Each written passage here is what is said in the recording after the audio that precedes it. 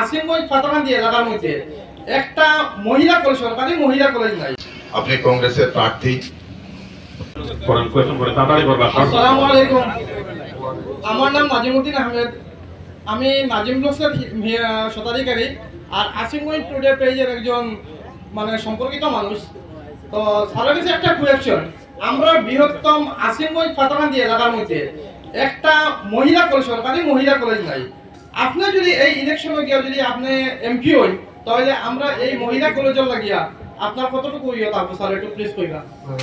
এখন শিক্ষার ব্যাপারে খুব দরকার, এবং যদি এটা না থাকে আমি মনে করি এটা তো সাংঘাতিক কথা। আমি মনে করি যে এমপি হইলেই করতে লাগবে বা করতে পারবে, এমপি না হইলেও ইনশাল্লাহ আমরা চেষ্টা করবো এটা মহিলা কলেজ এখানে করার জন্য বিভিন্ন মানুষের সহযোগিতা নিয়ে। আর যদি আমি এমপি হই, আমার ফান্ড থেকে যদি আমি আপনারা নির্বাচিত করেন, আল্লাহর হুকুম যদি হয়, আমি কথা দিলাম যে এটা মহিলা কলেজের জন্য যে অনুদান দেওয়া লাগে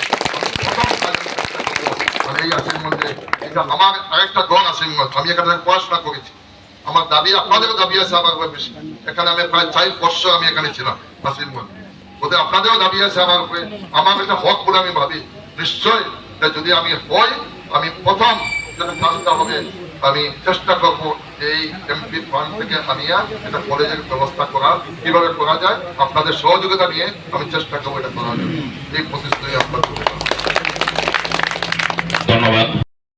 আইনজীবী হাফিজ রশিদ আহমেদ চৌধুরী সাহেব, আপনি কংগ্রেসের প্রার্থী। বরাককণ্ঠের আয়োজনে আপনি এখানে আসিমগঞ্জের মাটিতে এসেছেন, আমরা আপনাকে ধন্যবাদ জানাই।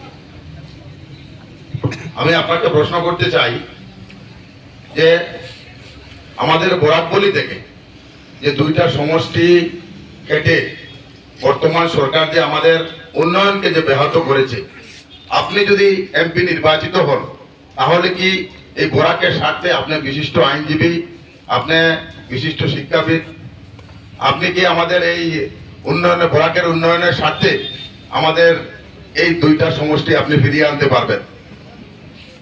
একজন মানুষের কোনো কিছু করা যায় না, জানাটা দরকার। ব্যাপারটা থাকে এমপি এমএলএ এর সঙ্গে, ওরাই মেম্বার থাকে, এমপিকেই থাকে মেম্বার, এমএলএ এর মধ্যে কয়েকজন থাকে। আমাদের এখানে ছিলেন বোধহয় হাফিজ রশিদ সাহেব থেকে, আরো কে ছিল বোধহয় এখানে ছিল। এমপি রোলটা তো বেশি থাকে। আজকে দেখেন 2টা যেখানে সমষ্টি বাড়িতে লাগে, জনসংখ্যা বেশি হলে বাড়িতে লাগে, এগুলো বলা হয় কেন, জনসংখ্যা বাড়ে যখন ওদের সংখ্যাটা বাড়িতে লাগে। দুর্ভাগ্যবশত আমাদের শুধু বরাকবলিতে 2টা সমষ্টি নিয়ে যাওয়ার মানে হইল প্রায় 250 কোটি টাকা দিয়ে থেকে বেড়ে হয়েছিল। আমার প্রতিমন্ত্রী আমার সঙ্গে ছিলেন যে একজন এমপি 1 কোটি টাকা পায়, তারা এমপি এমএলএ 1 কোটি টাকা তারা বাৎসরিক পায়, 5 বছরে 5 কোটি টাকা প্লাস নানান ধরনের স্কিম থাকে, সব মিলিয়া 200 কোটি টাকা হয়। এই জায়গাটা বঞ্চিত করা গেল কি জন্য? এই বাঙালি জাতি এখান মধ্যে 2টা সিট টাকা নিয়ে অন্যদিকে বড় নেতা বাইরের একটা সিট টাকা বাড়াই দিল। গতিকে আমি মনে করি যেটা অকর্মণ্য এমপিকা ছিল, অকর্মণ্য বিধায়করা ছিল, তারা যদি অকর্মণ্য যদি না থাকতো, তার থেকে ক্ষমতা ছিল, তারা এই 2টা সিট দিয়ে দিত। ইম্পসিবল। যুক্তিতত্ত্ব ব্যাপার ছিল এখানে, যুক্তি যে বলতে পারতো কমাইবে, এখন এটা কমাতে ভাইতে লাগে, আরেকটা সিট ভাইতে লাগে এখানে। এই অকর্ম এমপিদের শিক্ষা দেন আপনারা, শিক্ষা যদি দিতে পারেন তাহলে আপনারা এটা নিশ্চয় বৃহৎ পাবেন বলে আমার